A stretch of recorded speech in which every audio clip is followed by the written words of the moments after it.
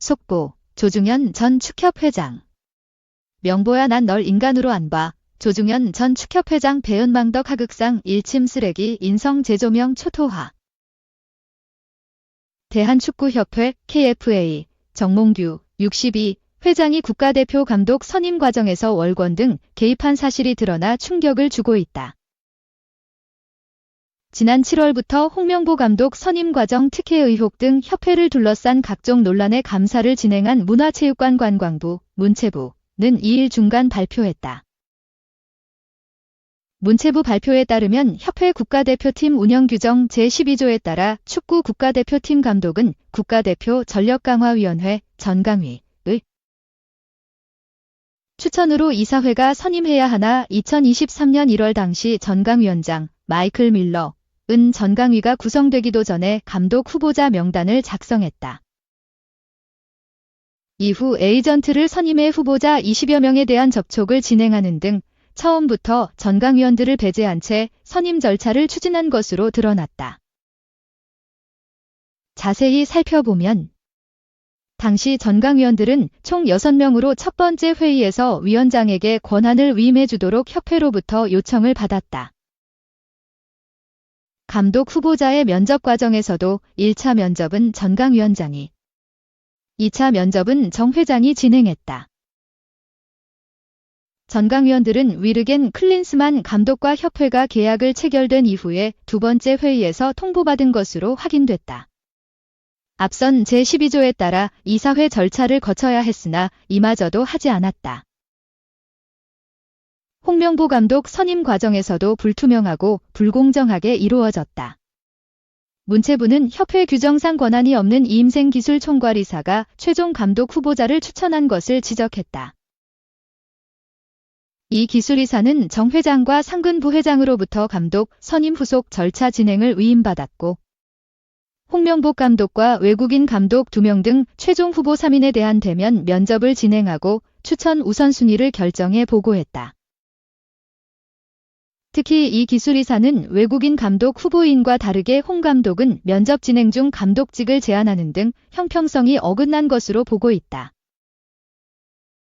또한 정혜성 전 전강위원장은 6월 말 사퇴 직전까지 감독 후보자 3명에 대한 추천 우선순위를 정 회장에게 보고했으나 과정에서 홍 감독과는 어떠한 면접도 진행하지 않은 채 1순위로 추천한 것으로 확인됐다. 홍 감독은 고심 끝에 국가대표팀 감독을 수락했고 협회는 일사천리로 연봉 등 협상을 마친 후 이사회 서면 결의를 거쳐 정식 선임했다. 하지만 이사회 서면결의 과정에서도 일부 이사는 기사회 서면결의가 단순 요식행위의 가부 판정으로 의견을 낸다는 것에 유감.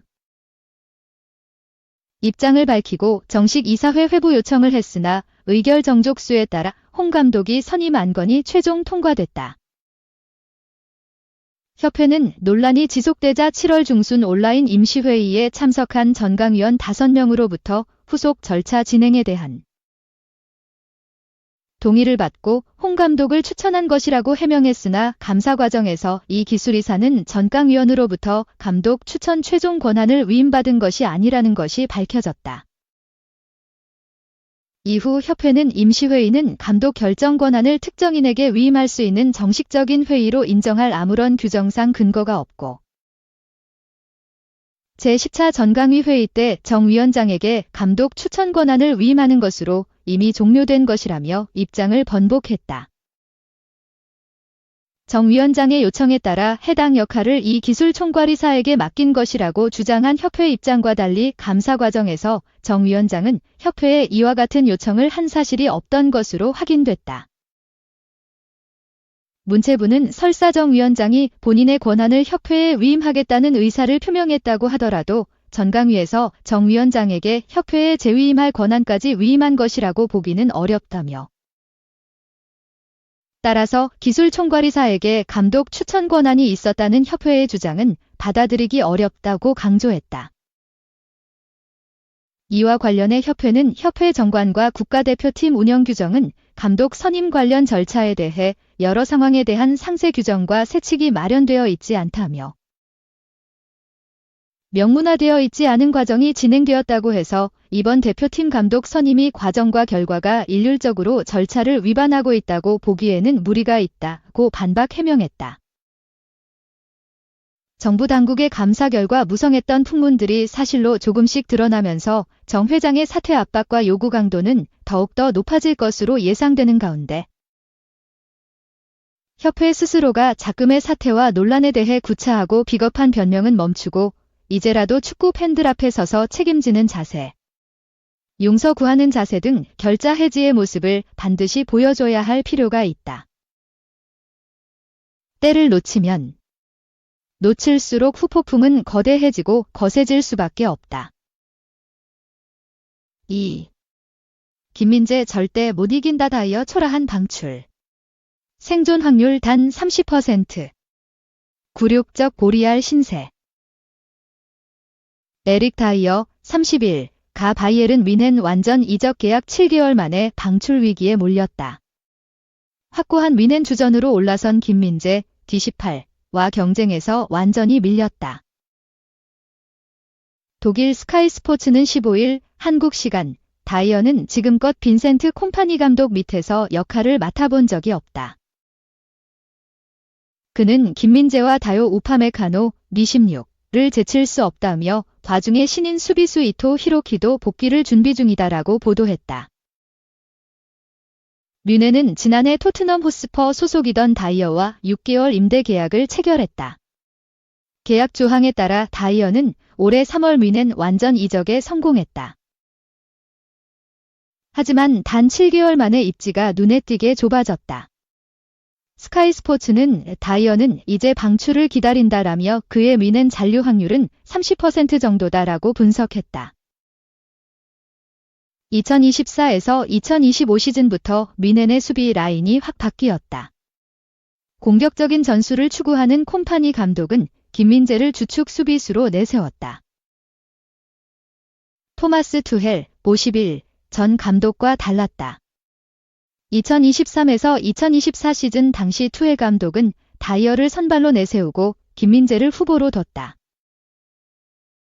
뮌헨은 12년 만에 우승 없는 시즌을 겪었다.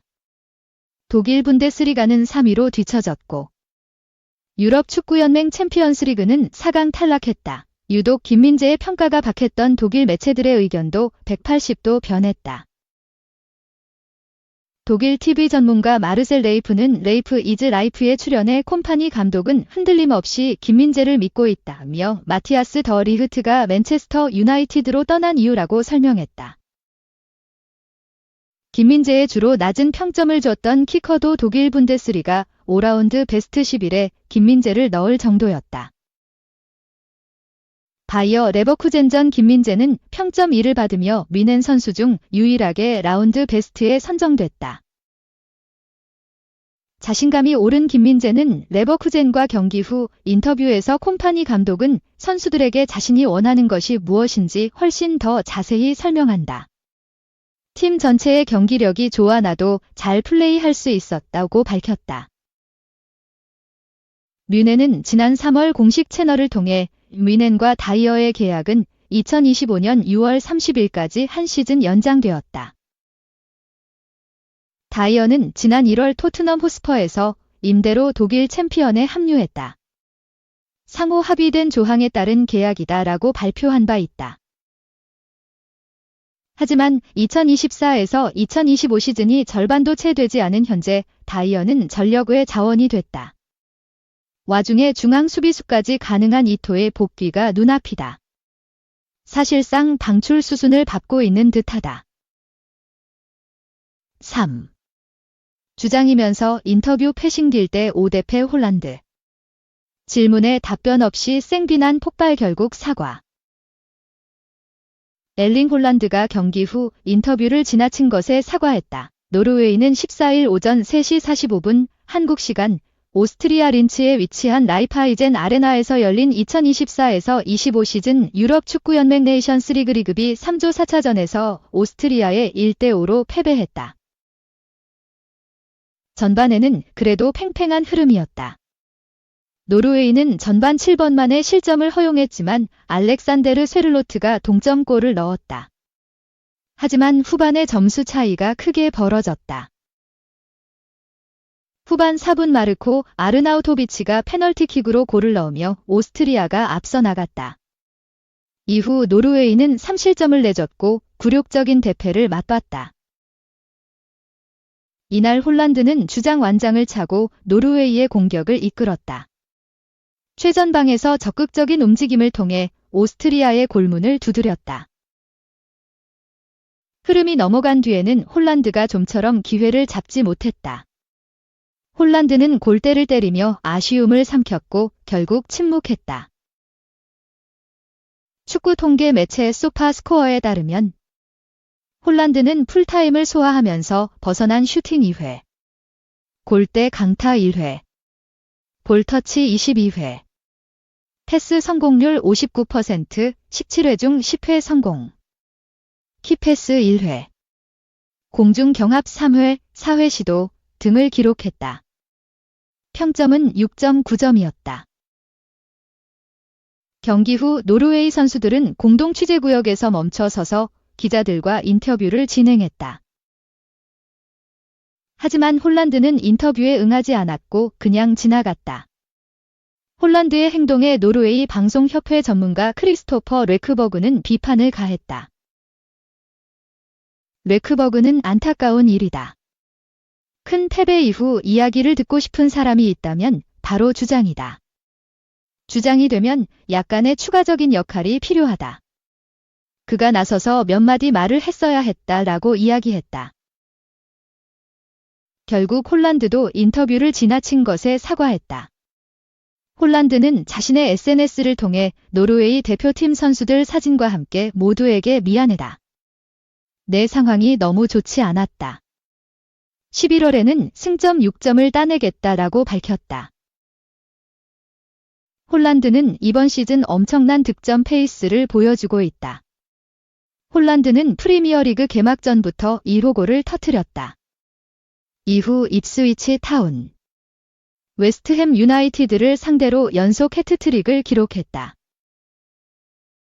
홀란드는 5라운드까지 계속해서 골을 넣으며 프리미어리그 5경기 연속골에 성공했다. 하지만 최근에는 잠시 주춤하고 있다. 유럽 축구연맹 챔피언스리그 리그 페이즈 2차전 브라티슬라바와 경기에서 골맛을 봤지만 리그에선 2경기 연속 침묵했다. 그래도 여전히 경기장에서 영향력을 발휘하고 있다. 홀란드는 좋은 움직임을 통해 동료들에게 기회를 제공한다. 홀란드는 네이션스리그 3차전 슬로베니아와 경기에서 멀티골을 기록했다. 홀란드는 2골을 추가하면서 노르웨이 A매치 최다 득점자가 됐다. 34골로 요르겐 주부의 45경기 33골을 제치고 기록을 갈아치웠다.